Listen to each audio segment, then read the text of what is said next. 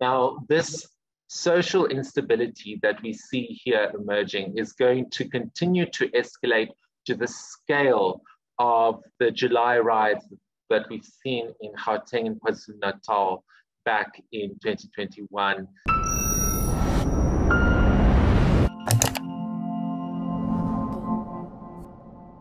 Hello, David Ansari here from the Centre for Risk Analysis.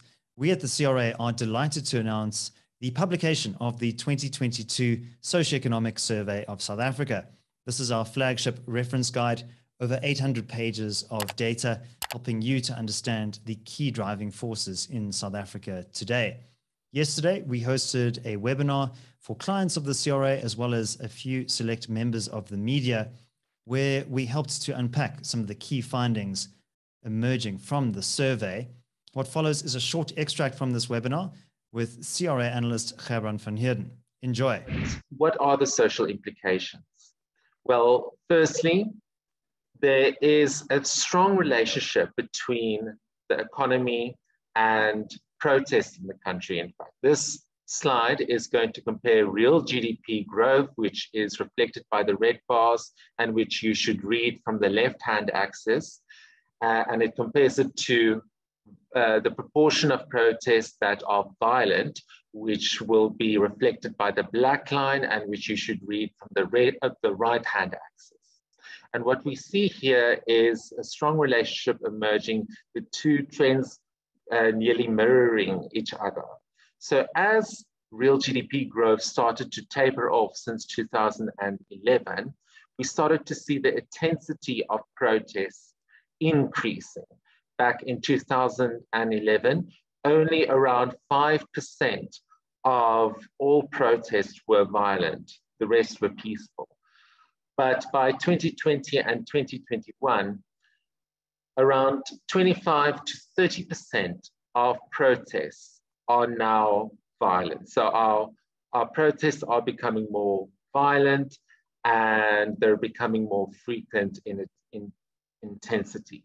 And what we should also take note here is that South Africans are increasingly using protests as a vehicle to let out their frustrations, not so much through democratic means anymore, which we will see from the following slide, which will show voter turnout during national elections between 1994 and 2019. In 1994, 86% of all registered voters went out to vote during that election. That proportion has dropped to 74% in 2014, and that has further declined to 66% in 2019. So people are losing trust in our democratic institutions and are increasingly using violent means through protest and looting to air their grievances. I must also make a note here. This data is from our politics and governments chapter in the survey, and this is also a chapter where we include our polling data that we do every year to kind of get grassroots level opinion in South Africa. Now, also to take note of when it comes to instability is crime. Now, South Africa has made a lot of progress in the first 15 years of democracy in lowering the crime rate, specifically the murder rate. We've essentially halved the murder rate between 1994 and the 2010-2011 period. The murder rate has started to creep up again, unfortunately, and it now currently stands at around 36 murders being committed per 100,000 people. That is about 7 times higher than the murder rate in the United States and about 30 times higher than the murder rate in Australia. Now, other violent crime is also increasing, unfortunately. We can see, for example, that aggravated residential robberies have increased by 130% between 2002 and 2020, and non-residential robberies or business robberies has increased by 280%. Carjackings and truck hijackings have both increased by 20%. Now, this social instability that we see here emerging is going to continue to escalate to the scale of the July riots that we've seen in Gauteng and KwaZulu-Natal back in 2021, unless the government finally implements the type of economic reforms the country needs in order to grow into prosperity. But unfortunately, that is not what we have at the moment. Our government is not reform-minded. So I'm just quickly going to take you through some key policy risks here.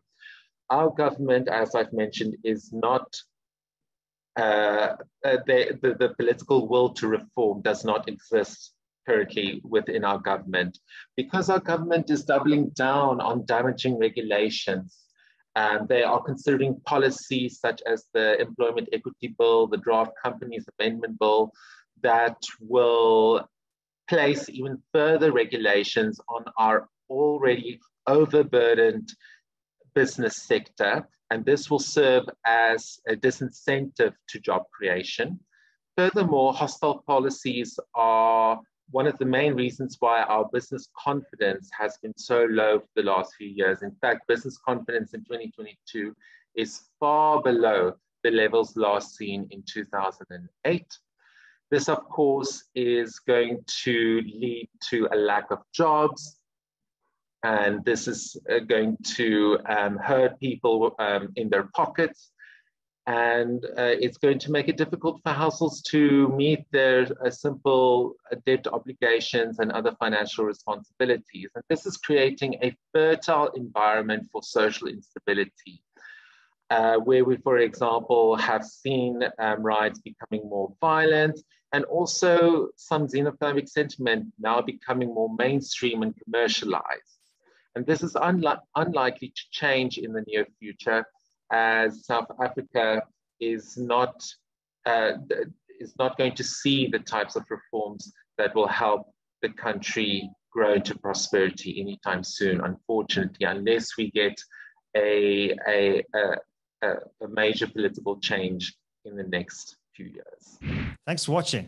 The socioeconomic survey is out now for clients of the CRA. You can access that digitally, or you can order a print-on-demand copy.